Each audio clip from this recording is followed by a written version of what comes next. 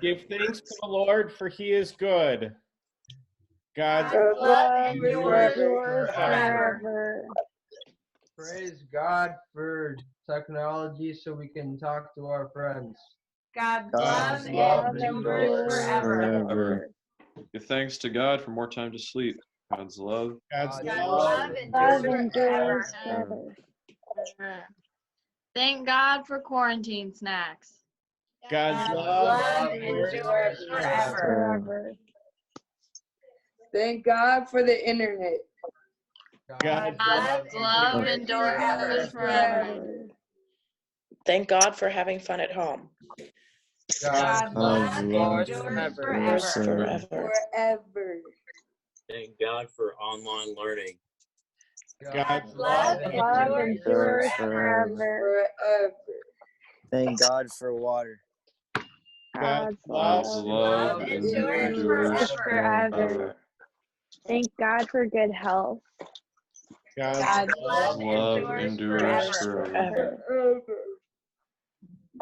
Thank God for basketball. God's love endures forever. Thank God for family. God's Love endures forever. Kira. Thank God for French fries. God's love endures forever. Okay. Thank God for good friends. Love endures forever. Alexis? Oh, she went. Praise to the God of heaven. God's Love endures forever. Woo!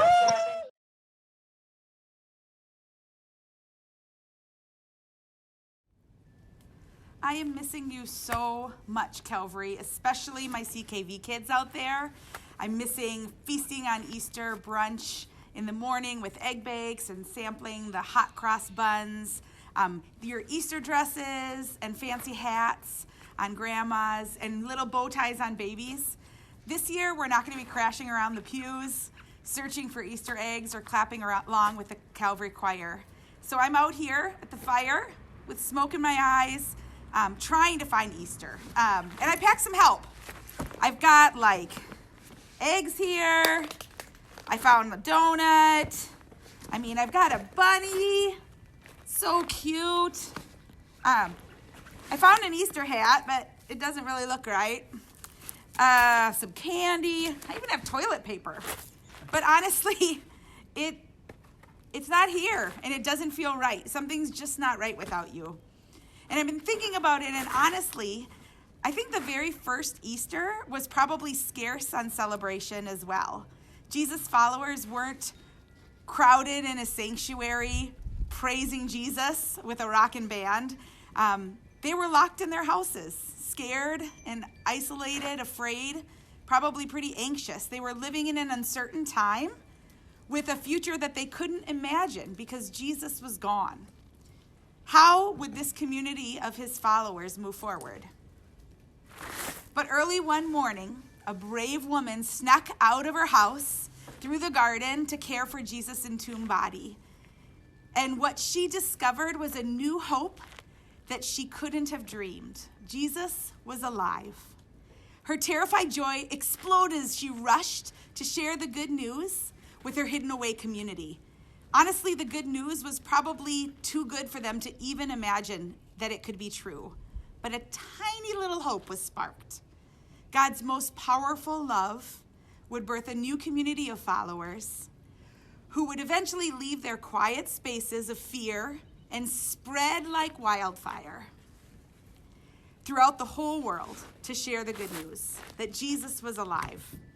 So maybe this year, as we're apart, locked away, we're maybe actually experiencing a more authentic taste of what that first Easter might have been like than our typical egg hunting, brunch munching version. Perhaps that as we're lonely or itching for community or paralyzed by the unknown of the future, we can move into a more authentic sight of what's to come. And that a little hope could be sparked in us about Jesus, the resurrection life. Jesus is risen. He is risen indeed. So I have a question for each of you. What sparks hope? I'd love to see your pictures, your songs, or your words. If you've discovered something that's sparking hope for you, please share it with your community here at Calvary. Let's fan that flame of hope together.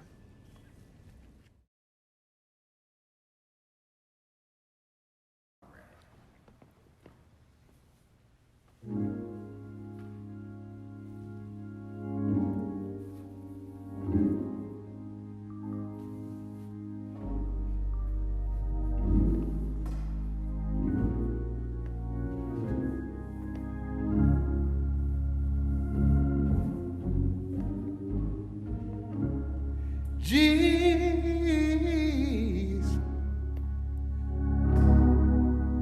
keep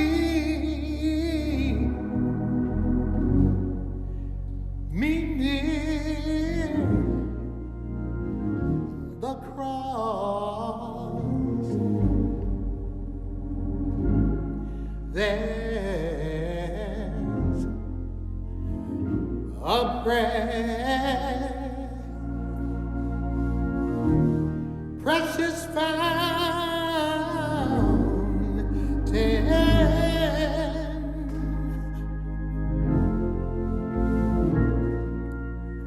free to all,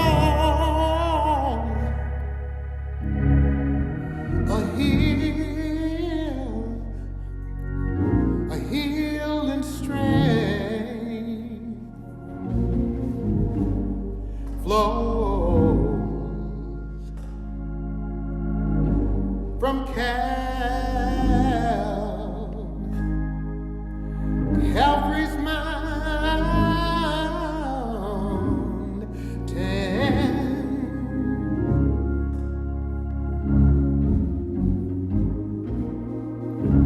near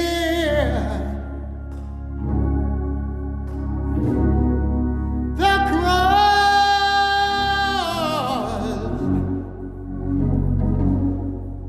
I watch and wait,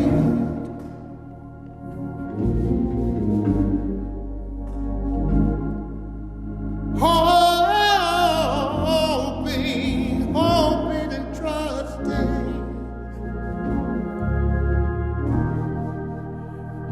free ever,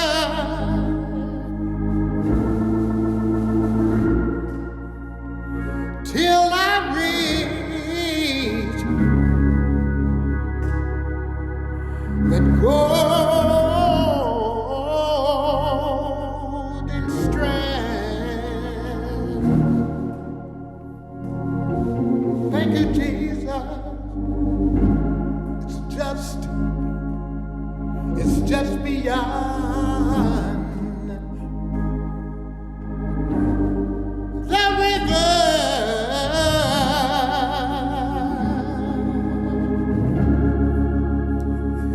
In the crowd,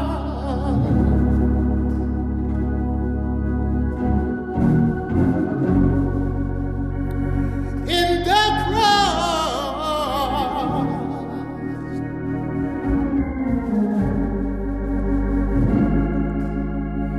be my glory,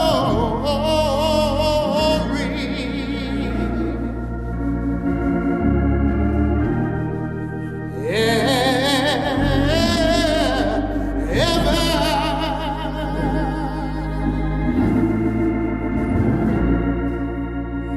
till my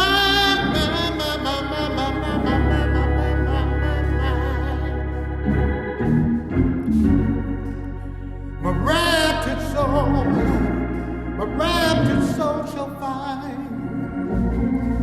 One of these old days I'll find rest beyond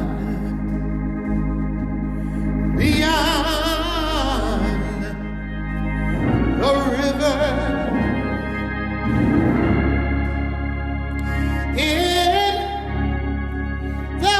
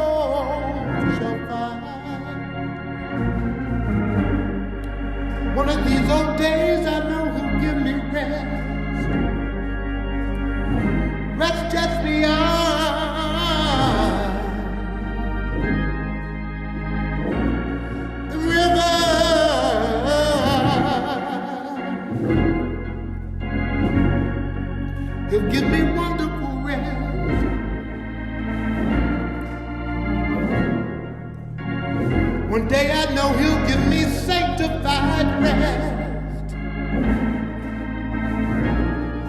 He'll give me glorious rest. He'll give me everlasting rest.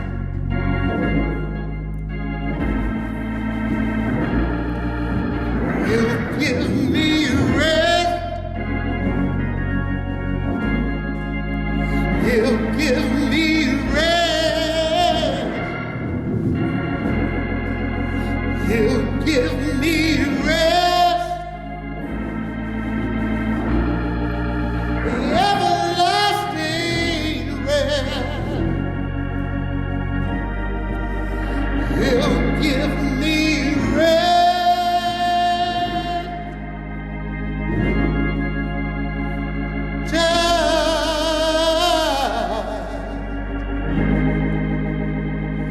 Beyond the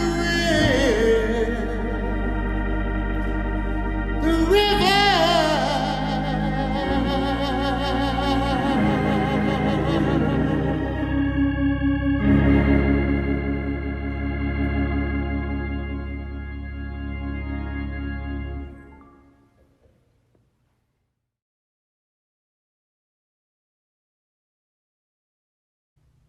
Good morning, everybody. Happy Easter.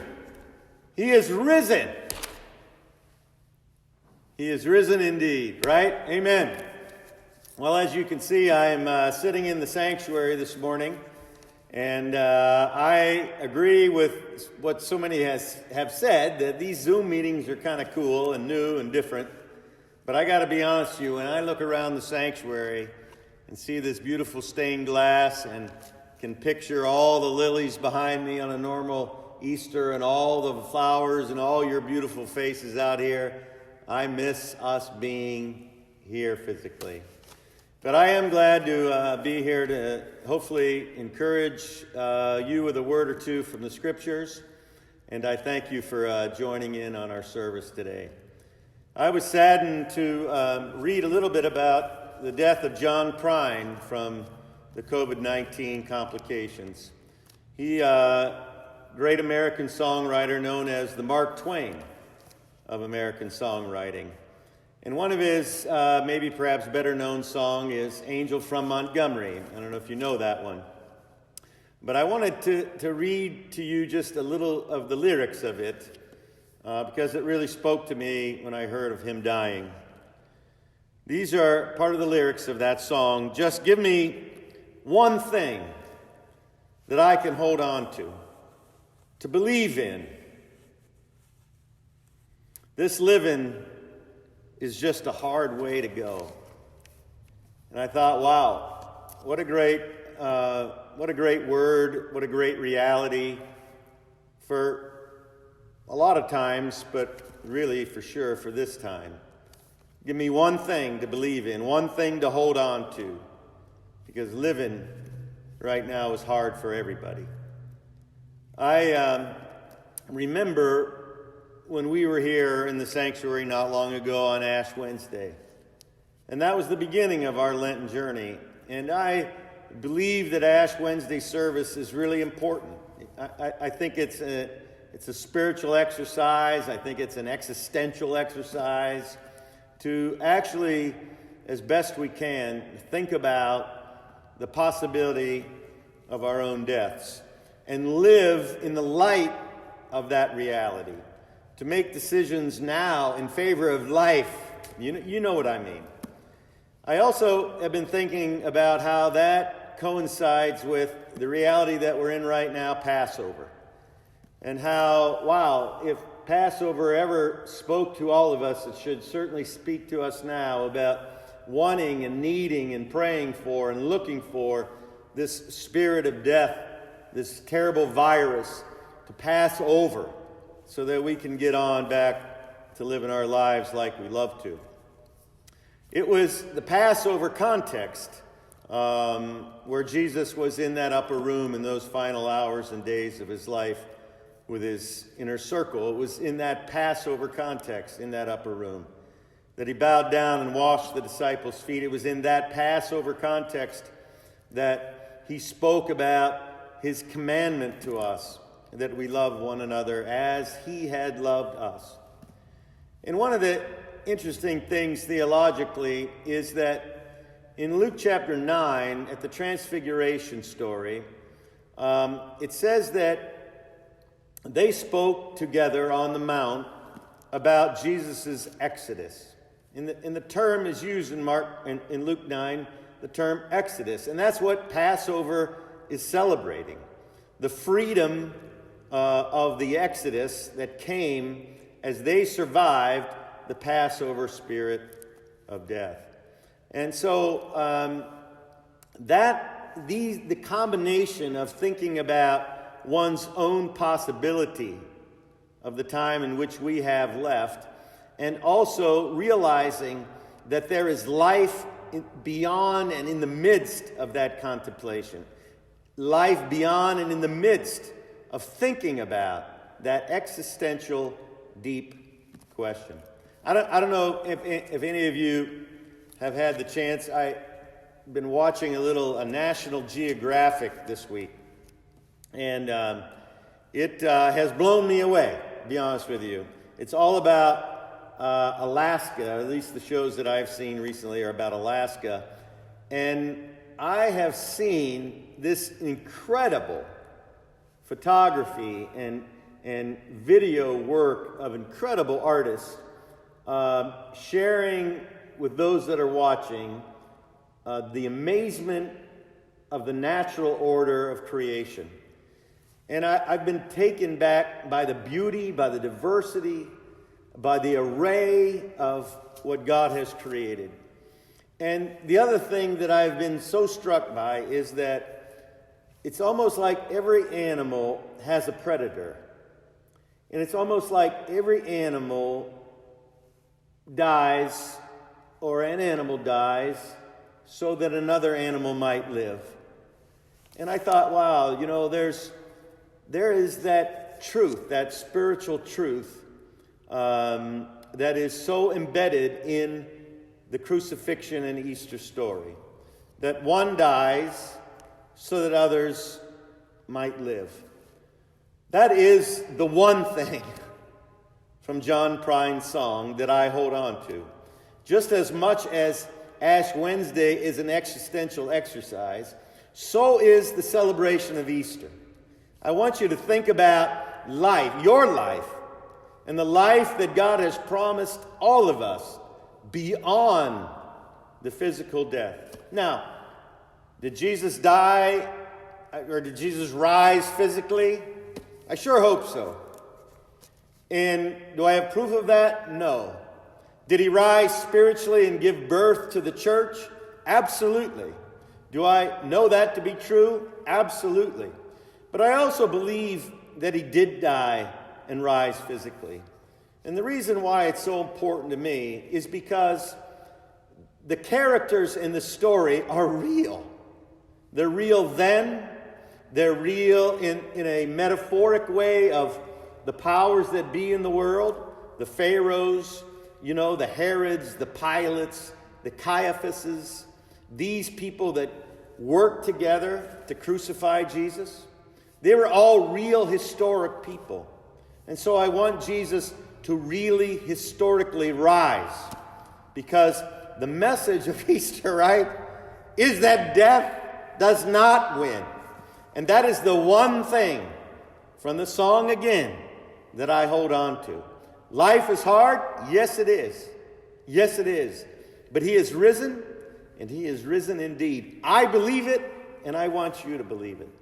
Now, one of the most beautiful parts of the crucifixion Easter story for me is one of the last things that Jesus does on the cross. He speaks both to his mother and to the beloved disciple. And he says to the beloved disciple, "Here is your mother." And he says to his mother, "Woman, here is your son." One of the last things that Jesus does on the cross is he changes the relationship and creates a new family. It's no longer his mother and a disciple. It is woman, Genesis chapter 2, the mother of all living, and son. They become family. And that family is what happens in the shedding of the blood and in the water on the cross. I also wanted to share with you one of the beautiful aspects of the story post-resurrection.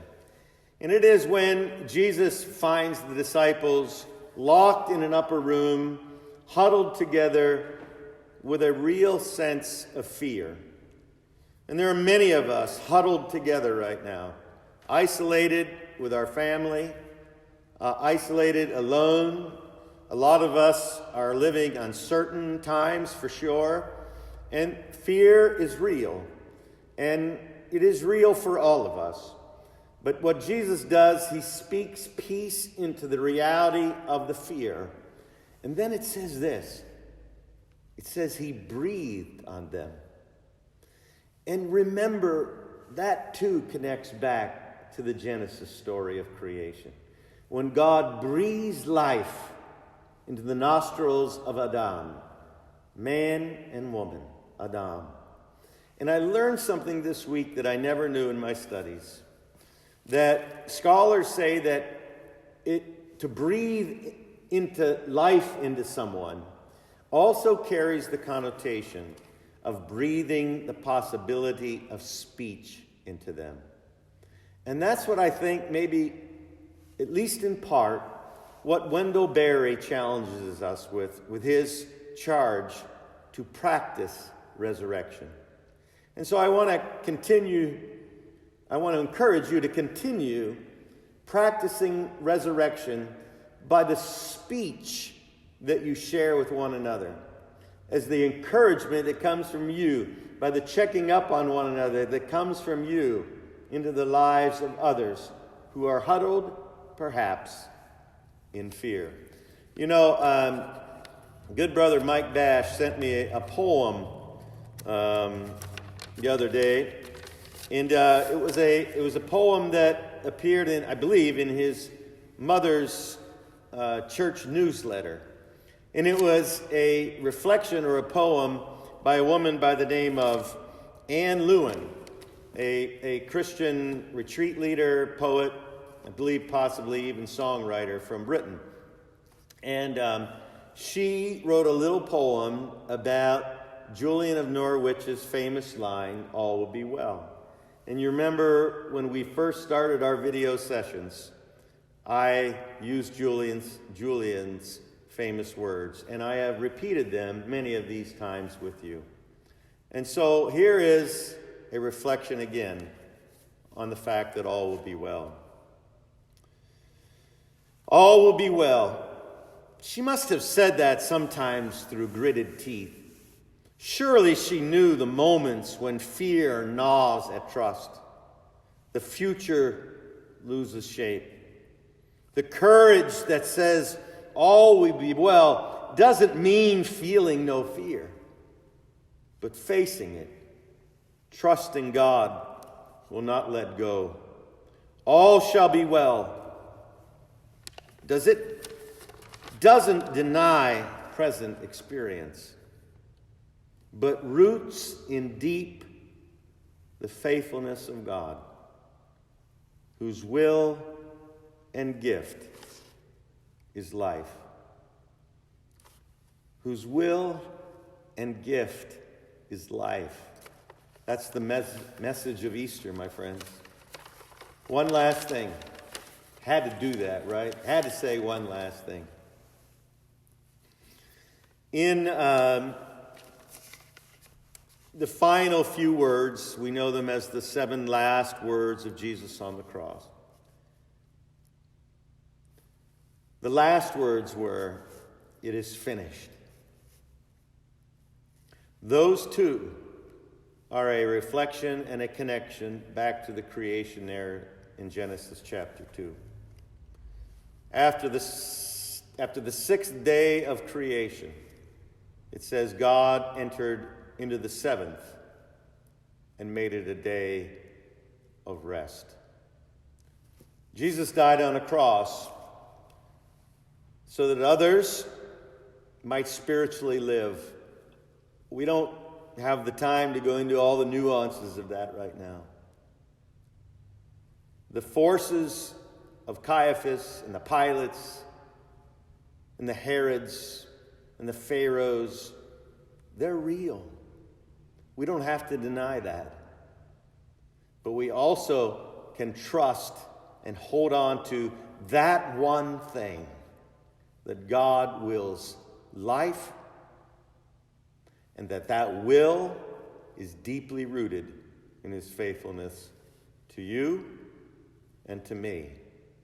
We can rest in the grace of that truth. God bless you. Happy Easter, everybody. I hope to see you soon. Bye-bye.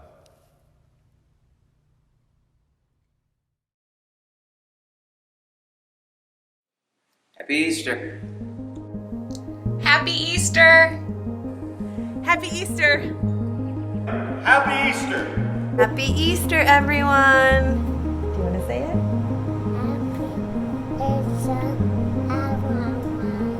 Happy Easter. Happy Easter. Happy Easter.